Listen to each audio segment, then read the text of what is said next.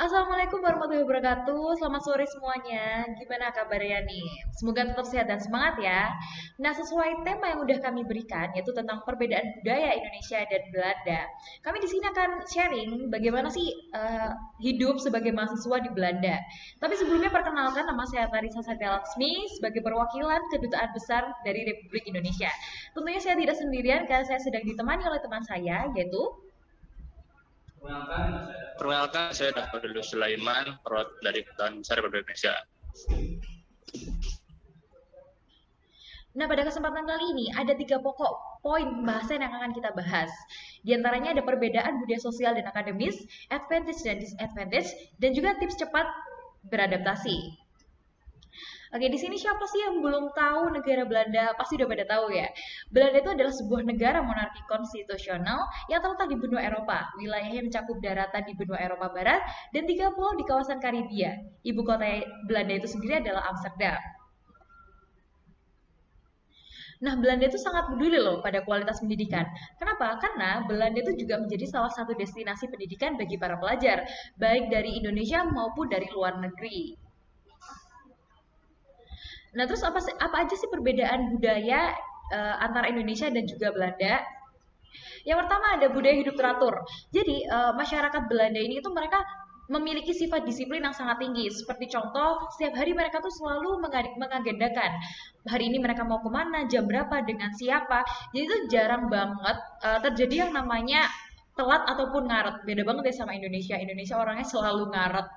Dan yang kedua itu ada orang Belanda sangat to the point. Nah ini tuh bagus banget. Kenapa? Karena dengan sikap keterbukaan orang tuh jadi apa ya? Jadi saling tahu, saling saling introspeksi satu sama lain. Dan di Belanda ini masyarakatnya ya ketika mereka bilang bagus ya bagus. Tapi begitu mereka nggak suka atau mereka apa ya? Mereka bilang enggak ya langsung enggak. Beda banget sama Indonesia yang terkenal dengan sifat dan sikap sungkannya. Yang ketiga, individualisme yang tinggi. Jadi remaja di atas 18 tahun itu dia lebih suka hidupan diri dan meninggalkan rumahnya. Meninggalkan rumahnya ini bukan berarti dia nggak peduli sama orang tuanya ya, tapi dia tuh berusaha buat nge-challenge dirinya agar bisa lebih berkembang lagi gitu loh, biar bisa apa ya, bisa lebih produktif lagi. Tapi nanti setiap weekend dan setiap liburan dia juga pasti balik ke rumah orang tuanya buat menjenguk orang tuanya. Nah, yang terakhir ada menjunjung tinggi kesetaraan. Di sini konsep yang dimaksud yaitu ketika apa ya, anak ke ibu, anak ke bapak, dan juga murid ke dosen, mereka tuh manggil langsung nama. Seperti contoh nama ibunya tuh Siska. Si anak mau nanya nih, udah hari ini masak apa? Nanya kayak gini, Siska kamu hari ini masak apa? Itu hal itu kan jelas beda banget ya sama Indonesia. Karena di Indonesia pasti kalau kita kayak gitu jelas nggak sopan karena kepada orang tua kita harus manggil manggil ibu, manggil bapak, harus permisi malahan ya. Tapi di Belanda hal ini tuh malah disebut sebagai cara untuk mengakrabkan diri. Nah itu dari perbedaan budaya sosial dan kemudian setelah ini akan dilanjutkan oleh Tadi kan udah dibahas nih perbedaan secara sosial dan budaya di Belanda.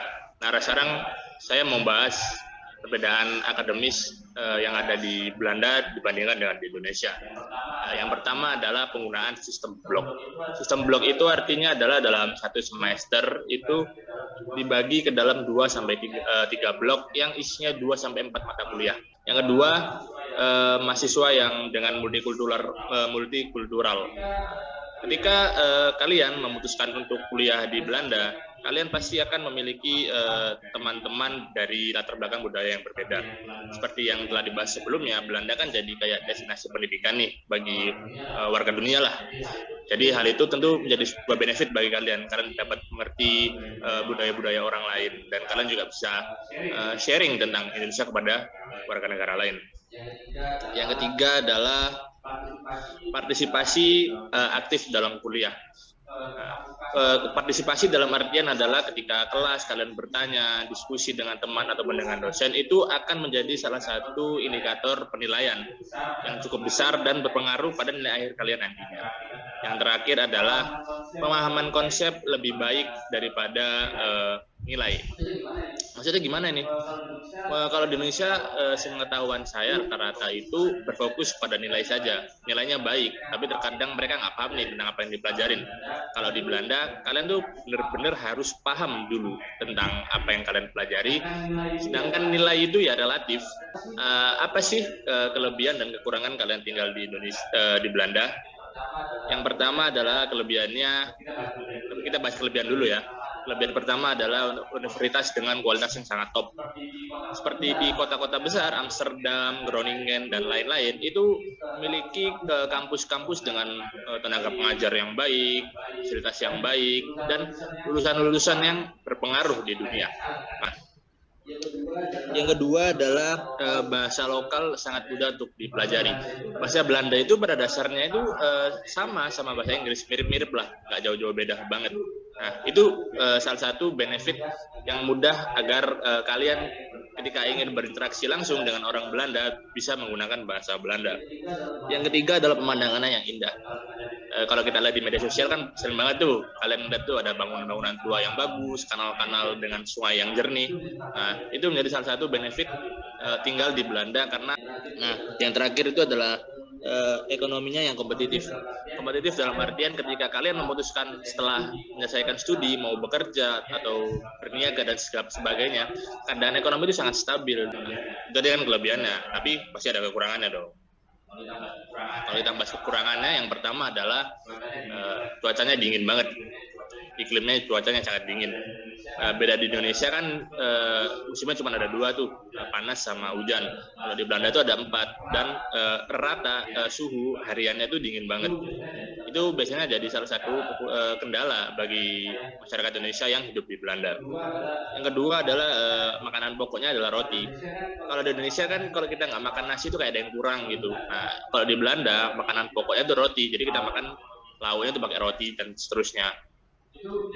Itu menjadi salah satu kesulitan yang dialami orang Indonesia pada awal masuk tinggal di Belanda.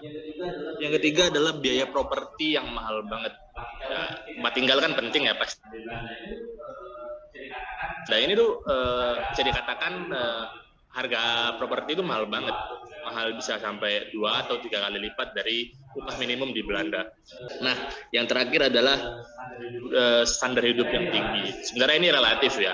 Cuma kalau kita lihat dari kacamata kita sebagai orang Indonesia, orang Belanda itu konsumtif banget. Nah, setelah kita membahas perbedaan sosial, akademis, serta kelebihan dan kekurangan hidup di Belanda, kalian pasti pengen tahu dong gimana sih cara supaya bisa cepat beradaptasi dengan kehidupan di Belanda. Nah, itu akan dijelaskan oleh teman saya Tarisa. Terima kasih Kak Leo atas penjelasannya. Sangat informatif dan juga lengkap ya teman-teman ya. Nah, next ini ada tips cepat beradaptasi. Gimana sih caranya biar kita tuh bisa cepat beradaptasi di lingkungan baru dan di negara orang ya pastinya ya. Yang pertama, kita harus melakukan interaksi dan berbaur dengan masyarakat. Karena dengan kita melakukan interaksi atau berbaur dengan masyarakat, kita tuh ibaratnya langsung terjun gitu, langsung terjun dan kita berdampingan langsung dengan masyarakat. Akhirnya kita bisa lebih bisa lebih akrab lagi, bisa menghilangkan culture shock yang sedang terjadi pada diri kita. Yang kedua, yang ini paling penting ya, harus belajar budaya Belanda. Sebenarnya mau dimanapun nanti kita berada, kita harus belajar budaya daerah tersebut. Karena apa? Ya karena kita agar bisa menyesuaikan diri dengan kita tahu budaya mereka. Akhirnya kita tahu gimana kita harus bersikap, gimana kita nanti ketika diajak kita nggak cuman yang aja gitu, tapi kita bisa juga ngelakuin hal itu. Terus yang ketiga, yaitu lakukan riset mandiri. Nah, sebelum kita berangkat, kita harus melakukan riset. Kita bisa lakukan dengan cari informasi di internet.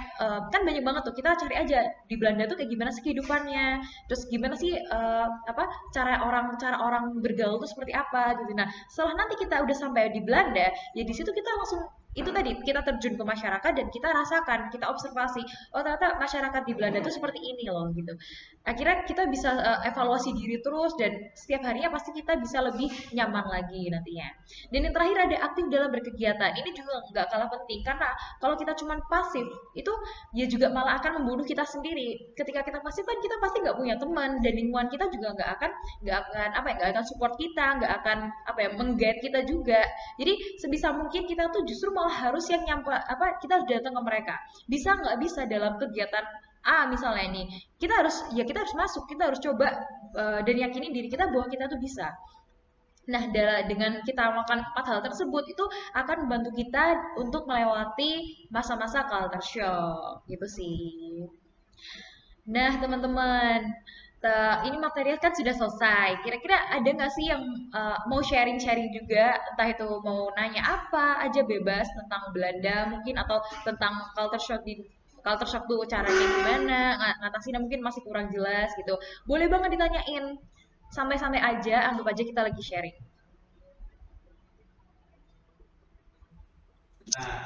Nah, itu tadi ya sesi sharing kita tentang bagaimana sih hidup tips hidup di Belanda untuk kalian yang memutuskan melanjutkan studi di Belanda. Semoga ilmu yang kami berikan dapat bermanfaat bagi kalian. Terima kasih atas perhatiannya. Kami pamit undur diri. Wassalamualaikum warahmatullahi wabarakatuh.